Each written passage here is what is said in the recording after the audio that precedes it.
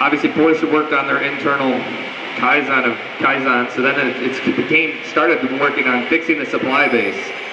Because Porsche buys nearly 80% of its manufacturing value from suppliers and is increasing this fraction, it was immediately apparent that teaching the suppliers to see was as critical as teaching Porsche employees. A number of suppliers had recently agreed to just-in-time deliveries, but when Porsche personnel investigated, the suppliers were invariably supplying just-in-time from massive warehouses. The demand for frequent deliveries in small batches had no effect on production methods for simple reasons that most suppliers had no idea how to perform small lot production.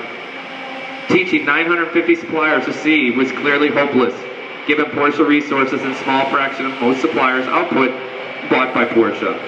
So the first step was to start reducing the supply base to 300 firms, partly by standardizing many parts and dropping low-volume options. Within the group of 300, about 60 suppliers were designated as critical system suppliers, and it was often possible for the former correct suppliers to become second tiers to these firms. Porsche then formed the supplier improvement team called Pole Team, with the objective of obtaining pole position in the race for survival. The team proceeded to conduct the exact same improvement exercises at the most important suppliers as were occurring inside Porsche. They began with those suppliers most receptive to lean thinking, like Seatmaker, and the use of initial successes with these firms to encourage the more reluctant suppliers to join.